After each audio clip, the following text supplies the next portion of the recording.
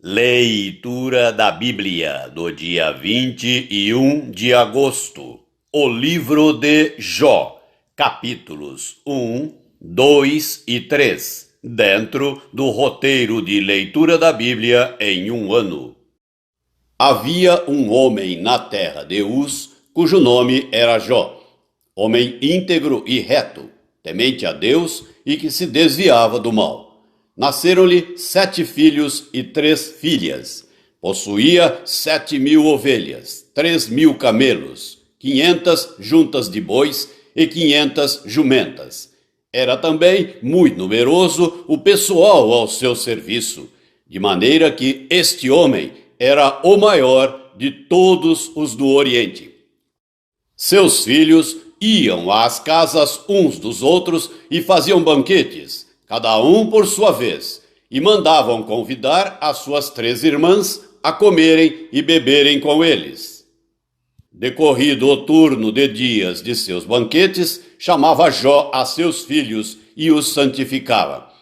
Levantava-se de madrugada e oferecia holocaustos, segundo o número de todos eles, pois dizia: talvez tenham pecado os meus filhos e blasfemado contra Deus em seu coração.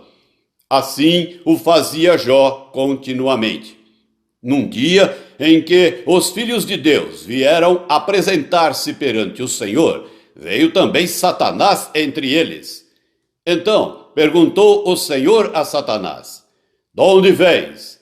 Satanás respondeu ao Senhor e disse: de rodear a terra e passear por ela.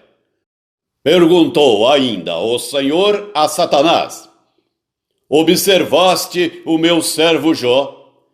Porque ninguém há na terra semelhante a ele, homem íntegro e reto, temente a Deus, e que se desvia do mal. Então respondeu Satanás ao Senhor: porventura, Jó debalde teme a Deus? Acaso não o cercaste com sebe a ele, a sua casa e a tudo quanto tem? A obra de suas mãos abençoaste, e os seus bens se multiplicaram na terra. Estende, porém, a mão e toca-lhe em tudo quanto tem, e verás se não blasfema contra ti na tua face. Disse o Senhor a Satanás: eis que tudo quanto ele tem está em teu poder, somente contra ele não estendas a mão. E Satanás saiu da presença do Senhor. Sucedeu um dia em que seus filhos e suas filhas comiam e bebiam vinho na casa do irmão primogênito, que veio um mensageiro a Jó e lhe disse: os bois lavravam e as jumentas pasciam junto a eles. De repente, deram sobre eles os sabeus e os levaram e mataram aos servos a fio de espada. Só eu escapei para trazer-te a nova. Falava este ainda quando veio outro e disse: fogo de Deus caiu do céu e queimou as ovelhas e os servos e os consumiu. Só eu escapei para trazer-te a nova. Falava este ainda quando veio outro e disse: dividiram-se os caldeus em 3 bandos, deram sobre os camelos, os levaram e mataram aos servos a fio de espada. Só eu escapei para trazer-te a nova. Também este falava ainda quando veio outro e disse: estando teus filhos e tuas filhas comendo e bebendo vinho em casa do irmão primogênito, eis que se levantou o grande vento do lado do deserto e deu nos 4 cantos da casa, a qual caiu sobre eles e morreram. Só eu escapei para trazer-te a nova. Então Jó se levantou, rasgou o seu manto, rapou a cabeça e lançou-se em terra e adorou. E disse: nu saí do ventre de minha mãe e nu voltarei. O Senhor o deu e o Senhor o tomou. Bendito seja o nome do Senhor. Em tudo isto, Jó não pecou, nem atribuiu a Deus falta alguma. Capítulo 2. Num dia em que os filhos de Deus vieram apresentar-se perante o Senhor, veio também Satanás entre eles apresentar-se perante o Senhor. Então o Senhor disse a Satanás: De onde vens? Respondeu Satanás ao Senhor e disse: De rodear a terra e passear por ela. Perguntou o Senhor a Satanás: Observaste o meu servo Jó? Porque ninguém há na terra semelhante a ele, homem íntegro e reto, temente a Deus e que se desvia do mal. Ele conserva a sua integridade, embora me incitasses contra ele para o consumir sem causa. Então Satanás respondeu ao Senhor: Pele por pele, e tudo quanto o homem tem dará pela sua vida. Estende, porém, a mão, toca-lhe nos ossos e na carne, e verás se não blasfema contra ti na tua face. Disse o Senhor a Satanás: Eis que ele está em teu poder, mas poupa-lhe a vida. Então saiu Satanás da presença do Senhor e feriu a Jó de tumores malignos, desde a planta do pé até ao alto da cabeça. Jó, sentado em cinza, tomou um caco para com ele raspar-se. Então sua mulher lhe disse: Ainda conservas a tua integridade? Amaldiçoa a Deus e morre. Mas ele lhe respondeu: Falas como qualquer doida. Temos recebido o bem de Deus, e não receberíamos também o mal. Em tudo isto não pecou Jó com os seus lábios. Ouvindo, pois, 3 amigos de Jó todo este mal que lhe sobreviera, chegaram, cada um do seu lugar. Elifaz, o temanita, Bildade, o suíta, e Zofar, o naamatita, e combinaram ir juntamente, condoer-se dele e consolá-lo.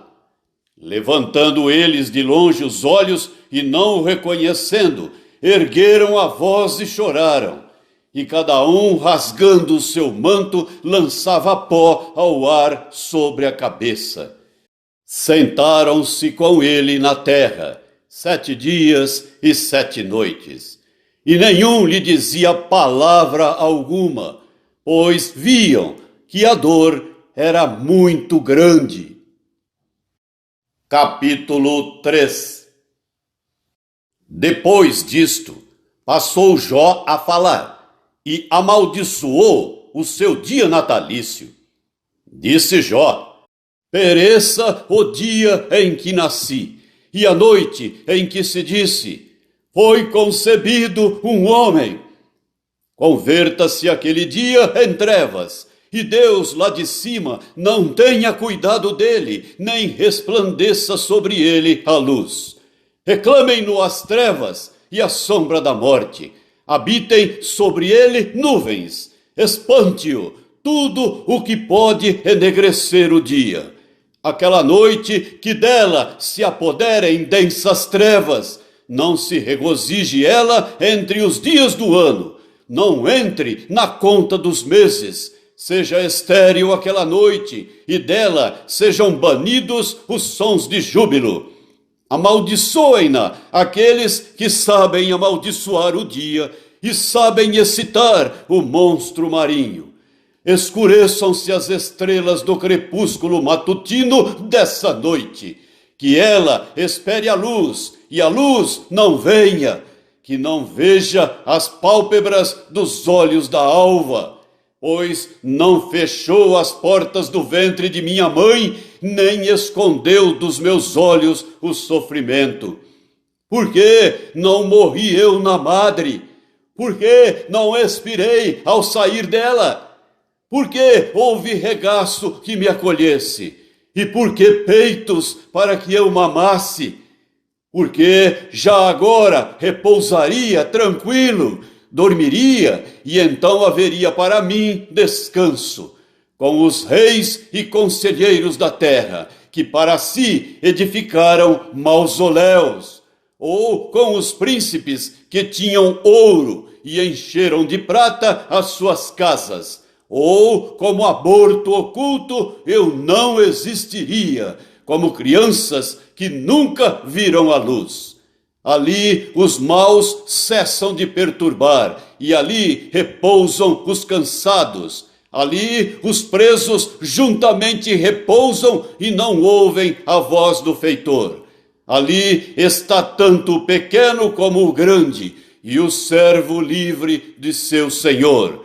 Porque se concede luz ao miserável e vida aos amargurados de ânimo, que esperam a morte e ela não vem.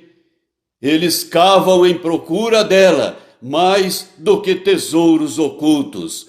Eles se regozijariam por um túmulo e exultariam se achassem a sepultura. Por que se concede luz ao homem cujo caminho é oculto e a quem Deus cercou de todos os lados? Porque em vez do meu pão me vêm gemidos e os meus lamentos se derramam como água. Aquilo que temo me sobrevém e o que receio me acontece. Não tenho descanso, nem sossego, nem repouso, e já me vem grande perturbação. A primeira carta do apóstolo Paulo aos Coríntios, capítulo 14, do versículo 1 até o 19. Segui o amor e procurai com zelo os dons espirituais, mas principalmente que profetizeis. Pois quem fala em outra língua não fala a homens, senão a Deus, visto que ninguém o entende, e em espírito fala mistérios. Mas o que profetiza fala aos homens, edificando, exortando e consolando. O que fala em outra língua, a si mesmo se edifica, mas o que profetiza edifica a igreja.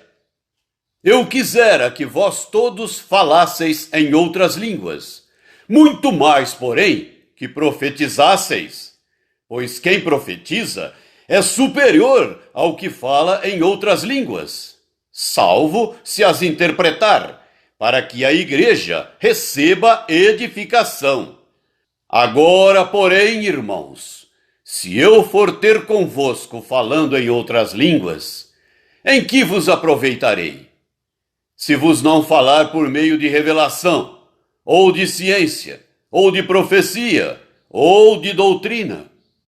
É assim que instrumentos inanimados, como a flauta ou a cítara, quando emitem sons, se não os derem bem distintos, como se reconhecerá o que se toca na flauta ou cítara? Pois também, se a trombeta der som incerto, quem se preparará para a batalha? Assim vós, se com a língua não disserdes palavra compreensível, como se entenderá o que dizeis? Porque estareis como se falasseis ao ar. Há, sem dúvida, muitos tipos de vozes no mundo. Nenhum deles, contudo, sem sentido. Se eu, pois, ignorar a significação da voz, serei estrangeiro para aquele que fala, e ele estrangeiro para mim.